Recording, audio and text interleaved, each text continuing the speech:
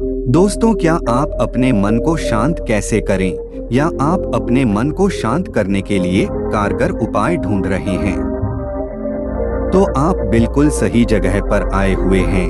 दोस्तों, सबसे पहले मैं आपको यह विश्वास दिलाना चाहता हूं कि इस वीडियो के अंत तक आपके चेहरे पर एक मुस्कुराहट होगी, क्योंकि इस कहानी को अंत तक ध्यान से देखने और सुनने के बाद आप कुछ ऐसा जान लेंगे जो हमारे जीवन के रूपांतरण के लिए काफी है। तो चलिए कहानी को शुरू करते हैं। दोस्तों, एक बार एक लड़का एक महात्मा के पास आता है और उनसे कहता है, गुरुदेव, मेरे जीवन में बहुत अशांति है और कृपा कर मेरा मार्गदर्शन करें जिससे कि मैं इस अशांति से छुटकारा पा सकूं। वे महात्मा उस लड़के से पूछते हैं, तुम्हारे जीवन में अशांति क्यों है? फिर वह लड़का उत्तर देता है, अत्यधिक विचारों के कारण मेरे भीतर बहुत सारे विचार चलते रहते हैं, जिसके कारण मेरा मन अशांत रहता है। फिर वे महात्मा जी मुस्कुराते हैं और उस लड़के से कहते हैं कि ऊपर उस आकाश में देखो, क्या तुम्हें सूर्य दिख रहा है? वह लड़का ऊपर आकाश में देखता है और कहता है, हाँ गुरुदेव, दिख रहा है। फिर भी महात्मा उस लड़के से पूछते हैं कि अगर तुम लगातार धूप में खड़े रहो तो क्या होगा? तब वो लड़का कहता है, गर्मी लगेगी गुरुदेव और शरीर में बेचैनी पैदा हो जाएगी।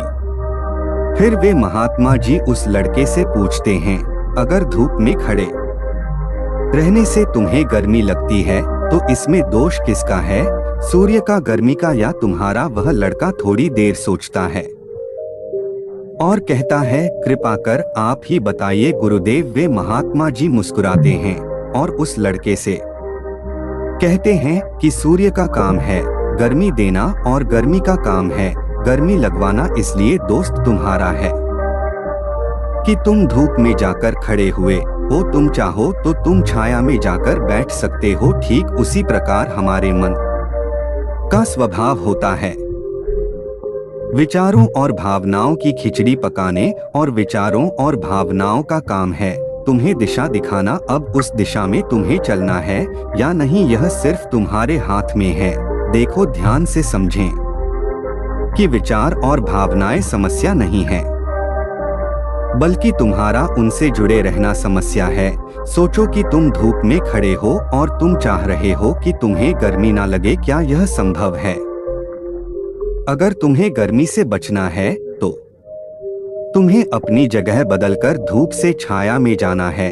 मनुष्य होने के 4 आयाम हैं और वो है तन, मन, दिल, बुद्धत्व। दोस्तों, बुद्धत्व यानी कि वो बुद्धि के पर्दे की स्थिति है, उसे बुद्धत्व कहा जाता है। दूसरे और तीसरे आयामों में हमेशा उथल पुथल रहती है, यानी मन में विचार चलते रहते हैं और दिल में भावनाएं होती हैं, और ये दोनों ही आयाम बहुत ही शक्तिशाली हैं। विचार क्षणिक होते हैं और भावनाएं देर तक टिकती है। इसे तुम ऐसे समझो जैसे कि कल तुम जैसे खोने से डरते थे, आज वो तुम्हारे पास नहीं है और आज तुम्हें उसकी कमी महसूस नहीं होती है। कुछ समय तक हुई थी लेकिन अब नहीं हो रही है, क्योंकि भावनाओं को अलग होने में थोड़ा समय लगता है। विचार तुरंत बदल जाते हैं, जैसे अभी तुम कुछ और सोच रहे थे और थोड़ी देर बाद कुछ और सोचने लग जाओगे। इन भावनाओं के कारण ही तुम्हें किसी से प्रेम हो जाता है और फिर वही प्रेम नफरत में बदल जाता है, मित्र ही शत्रु बन जाता है।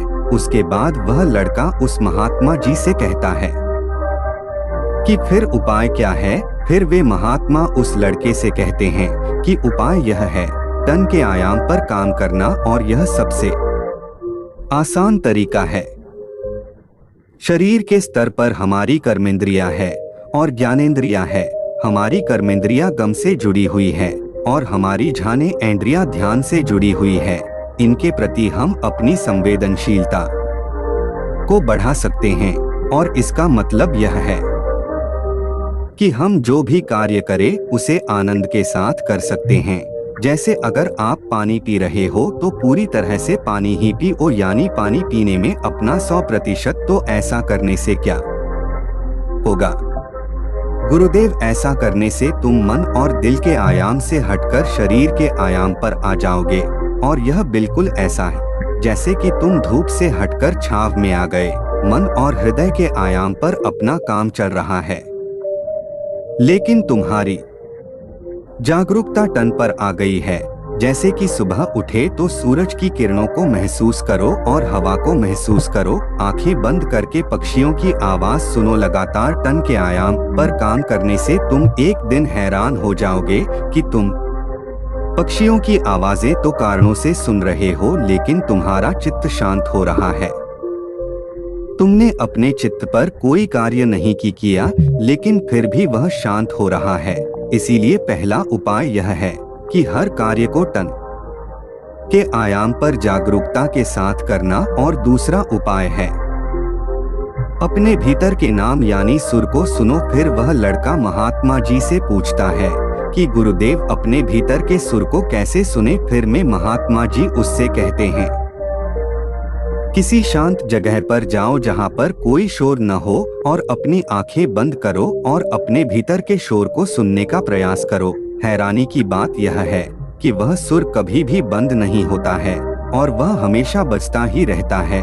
फिर वह लड़का पूछता है, तो फिर उस सुर को मैं अभी और इसी वक्त क्यों नहीं सुन सकता हूँ? वे महात्मा कहते हैं कि बाहर के शोर के कारण तुम उसे नहीं सुन पा रहे हो। अगर तुम अपने भीतर के सुर को अभी सुनना चाहते हो तो तुम्हें अपने दोनों हाथों से अपने कानों को बंद कर दो और सुनो। तुम देखोगे कि यह शोर बिना किसी यंत्र के बज रहा है, और जब तुम इसे सुनोगे तो तुम अपने हृदय और मन से दूर हो जाओगे और तुम्हारा चित्त शांत होने लगेगा। एक बात हमेशा याद रखना कि मन सबसे ज्यादा सक्रियता भी होता है जब इसे तुम्हारे द्वारा ऊर्जा मिलती है।